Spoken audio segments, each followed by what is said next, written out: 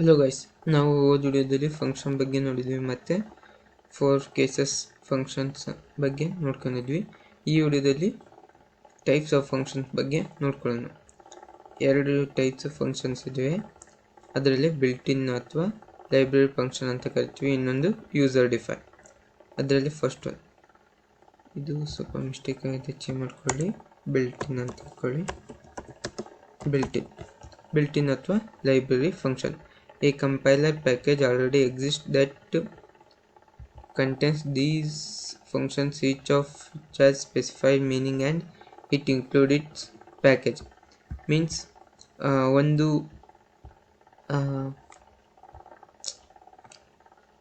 Built in functions ಅದು already compiler ಗೊತ್ತಿರುತ್ತೆ, ಅದರದೇ ಫಂಕ್ಷನ್ ಇರುತ್ತೆ.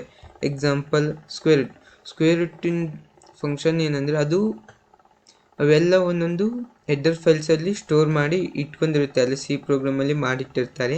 ಅದನ್ನು ನಾವು ಸ್ಕ್ವೇರ್ ರೂಟ್ ಕಂಡುಹಿಡಿಬೇಕಂದ್ರೆ ನಾವು ಸ್ಕ್ವೇರ್ ರೂಟ್ ಅಂತ ಹಾಕಿ ಅಲ್ಲಿ ವ್ಯಾಲ್ಯೂ ಹಾಕಿದರೆ ಅದು ಸ್ಕ್ವೇರ್ ರೂಟ್ನ ತಕ್ಕೊಳ್ಳುತ್ತೆ, ಸುಮ್ಮನೆ ಕೋಡ್ ಬರೆಯೋ ಅಗತ್ಯ ಇರಲ್ಲ.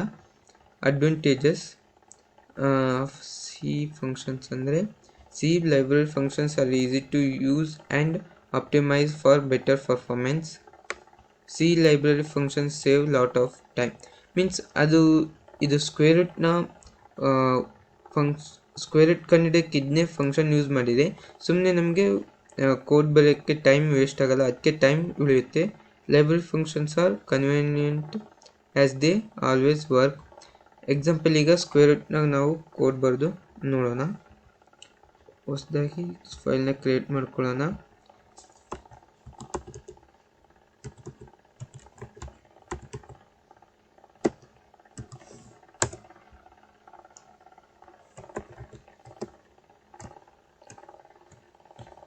ಪ್ರಿಫರ್ಸರ್ ಸ್ಟೇಟ್ಮೆಂಟ್ ಹಾಕೋಣ, ಇನ್ಕ್ಲೂಡ್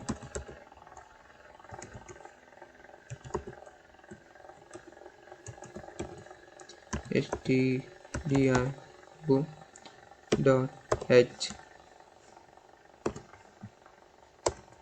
ಮತ್ತು ಇನ್ನೊಂದು ಹೆಡರ್ ಫೈಲ್ ತಗೊಂಡು ನೋಡೋಣ, ಇನ್ಕ್ಲೂಡ್. ಈಗ mat.h ಎದಕ್ಕೆ ತಗೊಂಡೆ ಅಂದರೆ ಸ್ಕ್ವೇರ್ ರೂಟು mat.h ಅನ್ನೋ ಹೆಡರ್ ಫೈಲಲ್ಲಿ ಸ್ಟೋರ್ ಆಗಿದೆ, ಅದಕ್ಕೆ ನಾನು mat.h ತಗೊಂಡೆ. ಇನ್ಕ್ಲೂಡ್ ಮೀನ್.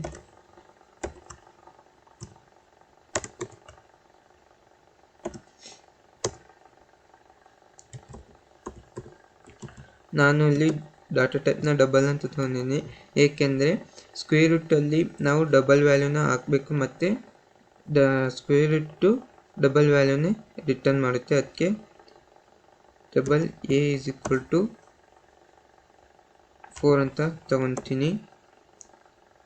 ಕೆಳಗಡೆ ಬಂದು ಇನ್ನೊಂದು ವೇರಿಯಬಲ್ನ ಡಿಕ್ಲರೇಷನ್ ಮಾಡ್ಕೊತೀನಿ, b ಅಂತ.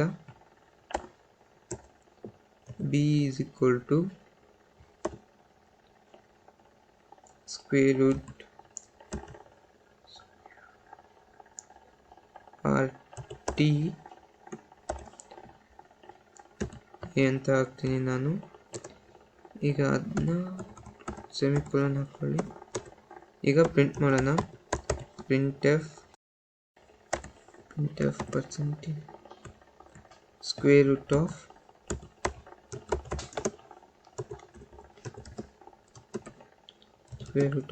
ಡಬಲ್ ಫಾರ್ಮ್ಯಾಟ್ ಸ್ಪೆಸಿಫೈರ್ lf ಅಂತ, ಅದಕ್ಕೆ lf ಹಾಕ್ತಿದ್ದೀನಿ, %d lf.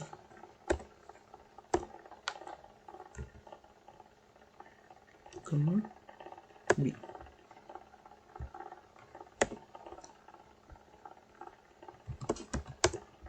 ಈಗ ಕೋಡ್ನ ರನ್ ಮಾಡೋಣ.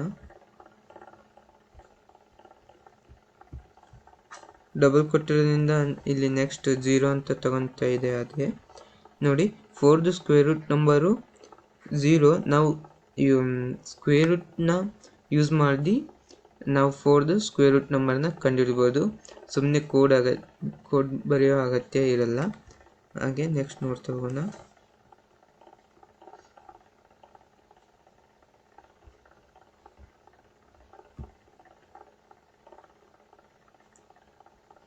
Second user define function. ಇದನ್ನ ನಾವು ಪ್ರೀವಿಯಸ್ ವಿಡಿಯೋದಲ್ಲಿ ಡೀಟೇಲ್ ಆಗಿ ನೋಡ್ಕೊಂಡಿದ್ದೀವಿ. ಈಗ ನೋಡ್ತಾ ಹೋಗೋಣ. ಹಾಗೆ functions that the programmer creates are known as user define function. ಅಂದರೆ ನಮಗೆ ಬೇಕಾಗಿರೋದ್ರಿಂದ ನಾವು ಫಂಕ್ಷನ್ನ ರೈಟ್ ಮಾಡ್ತೀವಲ್ಲ, ಅದನ್ನ ನಾವು ಯೂಸರ್ ಡಿಫೈನ್ ಫಂಕ್ಷನ್ ಅಂತ ಕರಿತೀವಿ. User define function can be improved to modify according to the need of the programmer. Means ನಾವು ಎದಕ್ಕೋಸ್ಕರ ಪ್ರೋಗ್ರಾಮ್ ಬರಿತೀವಿ, ನಮಗೆ ಹೇಗೆ ಬೇಕೋ ಹಾಗೆ ನಾವು ಮಾಡಿಫೈ ಮಾಡ್ಕೋಬೋದು ಆ ಪ್ರೋಗ್ರಾಮ್ನ. ವೆನ್ಎವರ್ ವಿ ರೈಟ್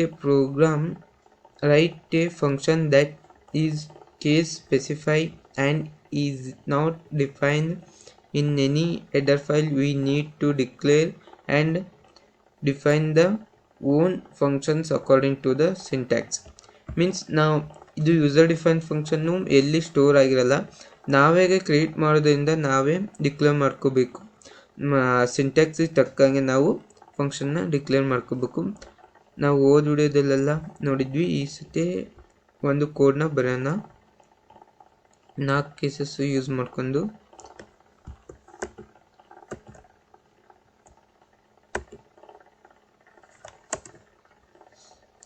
ಈಗ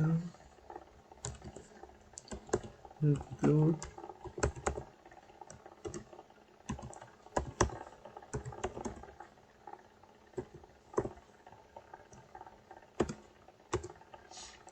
ಈಗ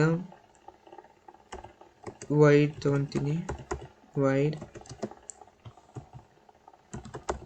ಕೇಸ್ 1 ನಾನು ಏನು ರಿಟರ್ನ್ ಮಾಡ್ತಿಲ್ಲ, ಏನು ಪ್ಯಾರಾಮೀಟರ್ಸ್ನ ಕಳಿಸ್ತಾ ಇಲ್ಲ. ಹಾಗೆ ಎರಡನೇದು ವೈಡ್ ಕೇಸ್ 2, ನಾನಿಲ್ಲಿ ಪ್ಯಾರಾಮೀಟರ್ಸ್ನ ಕಳಿಸ್ತಾ ಇದ್ದೀನಿ. ಇಂಟ್ ಇಂಟ್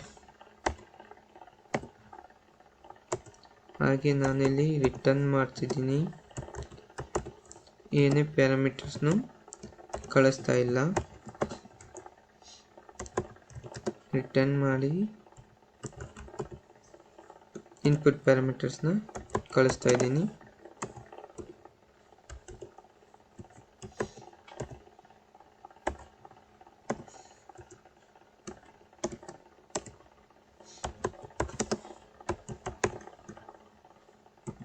ಇಂಟ್ ಮೇನ್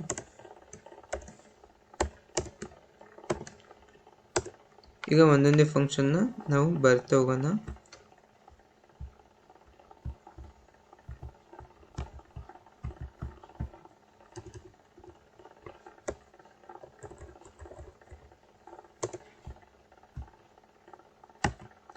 ಈಗ ಫಸ್ಟ್ ಒಂದೊಂದೇ ಕೇಸ್ನ ಮುಗಿಸೋಂತ ಬರೋಣ. ಇಲ್ಲಾಂದರೆ ಅಷ್ಟು ತೊಗೊಂಡು ಕಾಪಿ ಮಾಡ್ಕೊಂಡು Ctrl+C Ctrl+V.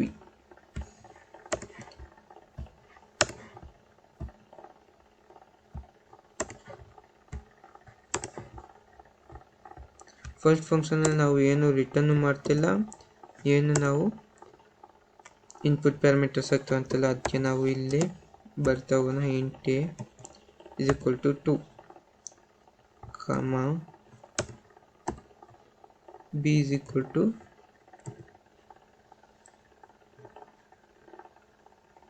2, printf %d,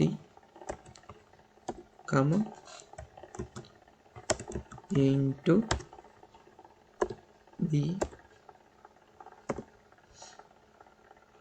ನಾವು ಏನು ರಿಟರ್ನ್ ಮಾಡ್ತಿಲ್ಲ, ಅದಕ್ಕೆ ನಾನು ವೈಡ್ ಅಂತ ತೊಗೊಂಡಿದ್ದೀನಿ. ಈಗ ಸೆಕೆಂಡ್ ಒಂದು ಫಂಕ್ಷನ್ನು ಕೇಸ್ನ ನೋಡ್ತಾ ಹೋಗೋಣ. ವೈಡ್ ರಿಟರ್ನ್ ಏನು ಮಾಡ್ತಿಲ್ಲ, ಮತ್ತು ನಾನು ಇನ್ಪುಟ್ ಪ್ಯಾರಾಮೀಟರ್ಸ್ನ ಕಳಿಸ್ತಾ ಇದ್ದೀನಿ. ಅದಕ್ಕೆ ನಾನು ಇಲ್ಲಿ ಬರ್ಕೊಳ್ಳೋಣ. ಫಸ್ಟ್ ಫಂಕ್ಷನ್ನ ಡಿಕ್ಲೇರ್ ಮಾಡ್ಕೊಂಡ್ಬಿಡೋಣ. ಫಸ್ಟ್ ಒಂದು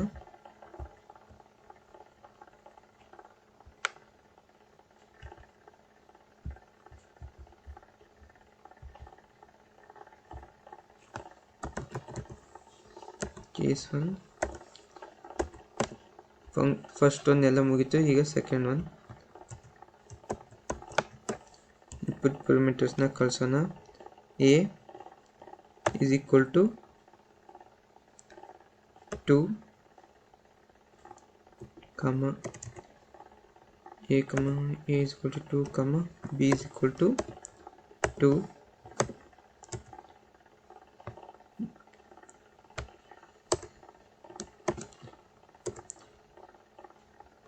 ನಾ ಇನ್ಪುಟ್ ರಿಟರ್ನ್ ಟೈಪ್ ಏನು ಮಾಡ್ತಿಲ್ಲಲ್ಲ, ಅದಕ್ಕೆ ನಾನು ಇಲ್ಲಿ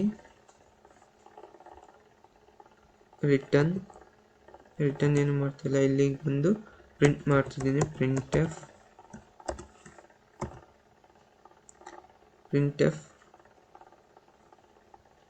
%d a comma a into b ಮಾಡ್ತಿದ್ದೀನಿ. ಇಲ್ಲಿ ನಾವು ಇನ್ಪುಟ್ ಪ್ಯಾರಾಮೀಟರ್ಸ್ a ಮತ್ತು b ನ ಕಳಿಸ್ತಿದ್ದೀವಲ್ಲ, ಅದಕ್ಕೆ ಇಲ್ಲಿ ಬರ್ಕೊತಿದ್ದೀನಿ.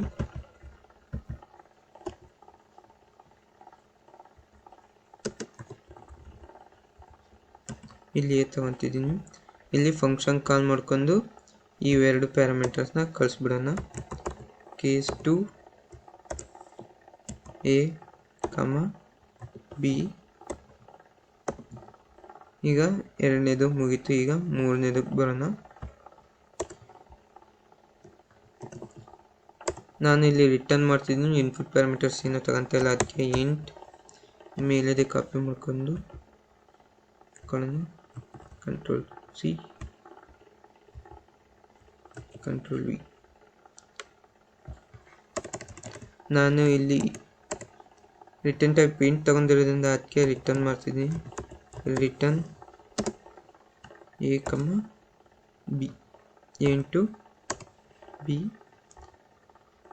ನಾವು ಇದನ್ನ ಮೇಲ್ಗಡೆ ಹೋಗಿ ಪ್ರಿಂಟ್ ಮಾಡಿ ಫಂಕ್ಷನ್ ಕಾಲ್ ಮಾಡಿಬಿಡೋಣ. ಪ್ರಿಂಟ್ ಎಫ್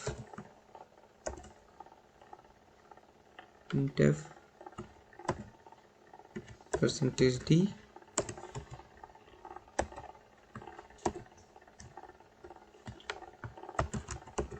ಕೇಸ್ 3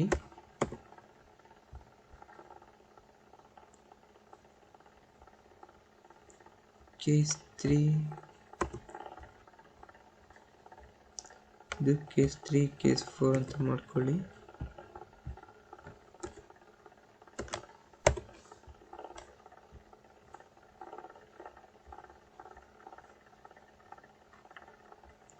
ಹಾಗೆ ಕೆಳಗಡೆ ಚೇಂಜ್ ಮಾಡ್ಕೊಳ್ಳಿ.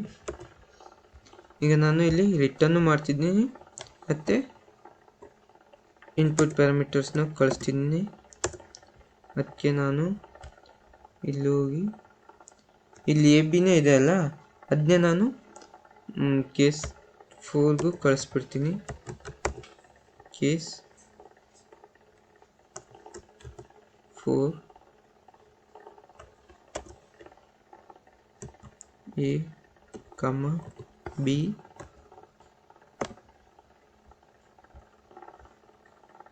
ನಾನಿಲ್ಲಿ ರಿಟರ್ನ್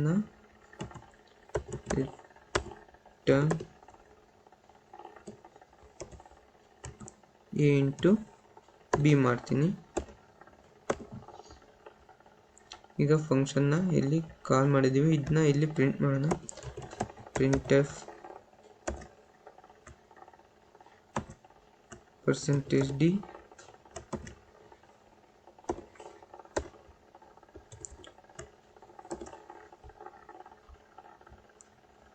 ಈಗ ಇವಕ್ಕೆಲ್ಲ ಬ್ಯಾಕ್ / ಕೊಡುಗೆ ಇಲ್ಲ ಅಂದರೆ ಒಂದೇ ಲೈನಲ್ಲಿ ಬಂದ್ಬಿಡುತ್ತೆ.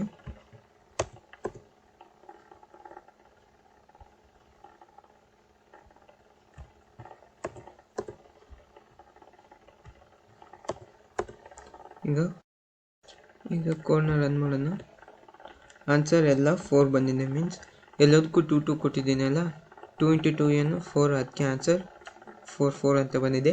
ಇದನ್ನು ನಾನು ರಿವಿಷನ್ಗೋಸ್ಕರ ಅಷ್ಟೇ ಮಾಡ್ತಿರೋದು. ಓದ್ ವಿಡಿಯೋದಲ್ಲಿ ನಾನು ಇದನ್ನ ಮಾಡಿದ್ದೀನಿ.